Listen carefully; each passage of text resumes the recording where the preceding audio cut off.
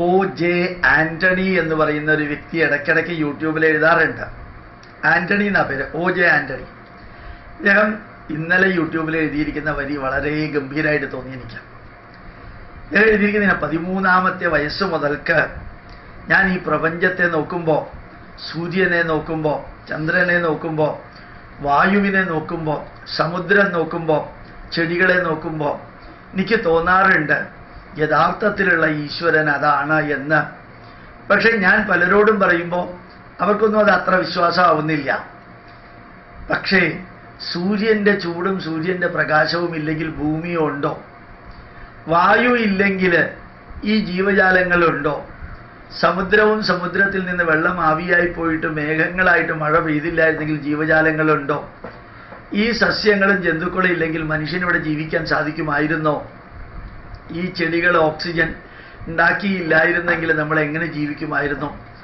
ഇതെല്ലാം അദ്ദേഹം പറഞ്ഞ ഭാഗങ്ങളും അതിൻ്റെ എക്സ്പ്ലനേഷനും കൂടി ചേർത്തിട്ടാണ് ഞാൻ പറയുന്നത്.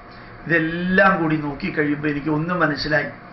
ഈ കാണുന്ന രൂപഭാവങ്ങളൊന്നുമല്ല ഈശ്വരൻ, ഈ പ്രപഞ്ചം തന്നെയാണ് ഈശ്വരൻ, ഈ ചൈതന്യം തന്നെയാണ് ഈശ്വരൻ എന്ന് 13ാമത്തെ വയസ്സ് മുതൽക്ക് ചിന്തിക്കാൻ സാധിച്ച എനിക്ക് സാറ് യൂട്യൂബിലൂടെ പ്രപഞ്ചം തന്നെയാണ് ഈശ്വരൻ, പ്രപഞ്ചത്തെ വിശ്വരൂപത്തിലൂടെ കാണാൻ സാധിച്ച ആ ഋഷിവര്യന്മാർ ശരിക്കും പുരുഷ സൂക്തം പ്രപഞ്ച പുരുഷനെ കുറിച്ച് വിവരിക്കുന്ന സഹസ്രശീർഷ പുരുഷ സഹസ്രാക്ഷ സഹസ്രപാദം സഭൂമിം വിശ്വതോവൃത്വ അത്യധിഷ്ഠ ദശാങ്കുലം എന്ന വരിയും സൃഷ്ടിയും സൃഷ്ടാവും സൃഷ്ടിജാലവും സൃഷ്ടിക്കുള്ള സാമഗ്രിയായതും നീയല്ലോ ദൈവമേ എന്നുള്ളതും ആഴിയും തിരയും കാറ്റും ആഴവും പോലെ ഞങ്ങളും മായയും നിൻ മഹിമയും നീയും എന്ന് പറഞ്ഞ വാക്ക്, ആഴമേറും നിൻ മഹസ്സാം ആഴിയിൽ ഞങ്ങളാകവേ വാഴണം വാഴണം നിത്യം വാഴണം വാഴണം സുഖം എന്ന് പറഞ്ഞ ആ വരികളും വിശ്വം വിഷ്ണു വശക്കാരോ ഭൂതഭവ്യഭവത് പ്രഭു വിഷ്ണു സഹസ്രനാമത്തിലുള്ള വരികളും ഇതെല്ലാം കൂടി സാറ് പ്രപഞ്ചത്തെ തന്നെ ഈശ്വരനായിട്ട് കാണുന്നു എന്ന് പറഞ്ഞപ്പോൾ ഈ O.J.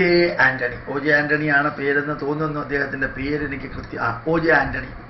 അദ്ദേഹം പറഞ്ഞ ആ വരി, സാറേ ഈ പ്രപഞ്ചത്തെ ഈശ്വരനായിട്ട് കാണുകയാണെങ്കിൽ എവിടെയാ ഈശ്വരന് വാശിയും പകയും ഉള്ളത്?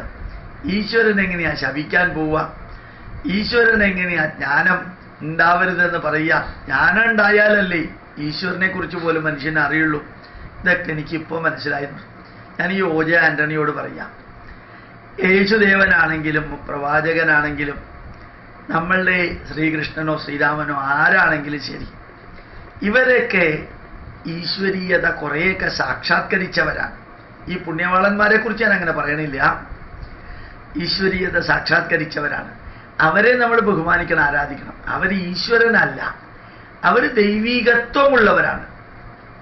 അവർ ഈ പ്രപഞ്ചത്തിൽ നിറഞ്ഞിരിക്കുന്ന സർവചരാചരങ്ങൾക്കകത്തും പുറത്തും നിറഞ്ഞു നിൽക്കുന്ന, നമ്മളുടെ നിയന്ത്രണമില്ലാതെ നമ്മളുടെ ശരീരമെല്ലാം പ്രവർത്തിക്കുന്ന 12 ലക്ഷം തരത്തിലുള്ള ജന്തുക്കളുടെ ഓരോ അവയവങ്ങളും പ്രവർത്തിക്കുന്നതിനെ കുറിച്ചൊന്ന് ചിന്തിക്കുക. അപ്പോൾ മനസ്സിലാക്കാം ആ അവയവങ്ങളും ആ ശരീരവും പ്രവർത്തിക്കുന്ന ചൈതന്യം ഏതാണോ അതാണ് ഈശ്വരൻ. ബില്യൺസ് ഓഫ് ഗാലക്സികളും trillions and trillions of solar സിസ്റ്റങ്ങളൊക്കെ തന്നെത്താനെ ജനിച്ച് നിലനിന്ന് പ്രവർത്തിക്കുന്ന, അതിൻ്റെ അകത്തും അതിൻ്റെ പുറത്തും നിലനിൽക്കുന്ന ചൈതന്യത്തിൻ്റെ പേരാണ് ഈശ്വരൻ. അല്ലെങ്കിൽ നിങ്ങൾ ഏത് വാക്ക് വേണമെങ്കിൽ കൊടുത്തോളൂ. ദൈവത്തിന് നിർവചനം കൊടുത്തിട്ട് ആ ദൈവമാണ് അത് ചെയ്യുന്നത് എന്ന് പറയുന്നതിന് പകരം അത് ചെയ്യുന്ന ആ രീതി, അത് തന്നെയാണ് ഈശ്വരീയത. ഹാർട്ട് ഇടിക്കുന്നുണ്ടെങ്കിൽ അത് ഈശ്വര ചൈതന്യം കൊണ്ടാണ്. ലങ്സ് പ്രവർത്തിക്കുന്നുണ്ടെങ്കിൽ, കണ്ണ് പ്രവർത്തിക്കുന്നുണ്ടെങ്കിൽ, ഓരോ ജിറാഫിൻ്റെയും ബീജവും അണ്ടവും ചേർന്ന് ശിശുവായി പുറത്തേക്ക് വരുന്നു. ആനയായാലും ആ എംബ്രിയോയിൽ ഉണ്ടാകുന്ന മാറ്റം അതിനകത്തുള്ള ചൈതന്യമാണ്. ആ ചൈതന്യത്തിൻ്റെ പേരാണ് ഈശ്വരൻ.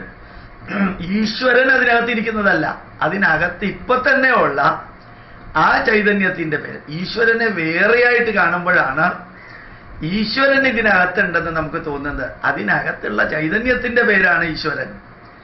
അങ്ങനെ മനസ്സിലാക്കാൻ O.J. ആന്റണിയെ പോലെയുള്ളവർ 13ാമത്തെ വയസ്സ് മുതൽക്ക് ഉൾക്കൊണ്ടു എന്ന് പറയുമ്പോൾ ധാരാളം പേരിപ്പുണ്ട്. കാര്യമായിട്ട് മനസ്സിലാക്കുന്നത് ഈ കഥാപുസ്തകങ്ങളിലെ കഥകളൊക്കെ നല്ല രീതിയിൽ ജീവിതം നയിക്കാൻ ഉപയോഗിക്കാൻ സാധിച്ചാൽ കൊള്ളാം. അത് കച്ചവടം നടത്തുന്നതിന് പകരം നല്ല ജീവിതത്തിന് വേണ്ടി പുസ്തകങ്ങളൊക്കെ ഉപയോഗിക്കാം. മറ്റേ യഥാർത്ഥ ഈശ്വരൻ എന്ന സങ്കല്പം അതൊക്കെ സർവചരാചരങ്ങൾക്കകത്തും പുറത്തും തദന്തരസ്യ സർവസ്യ തത് സർവസ്യാസ്യ ബാഹ്യത എന്ന് ഈശാവാസ്യ ഉപനിഷത്ത് പറയുന്ന പോലെ മനസ്സിലാക്കാൻ OJ ആന്റണിയെ പോലെയുള്ളവർക്ക് സാധിക്കുകയാണെങ്കിൽ, നമുക്കെല്ലാവർക്കും സാധിക്കുകയാണെങ്കിൽ നല്ലതാണ്.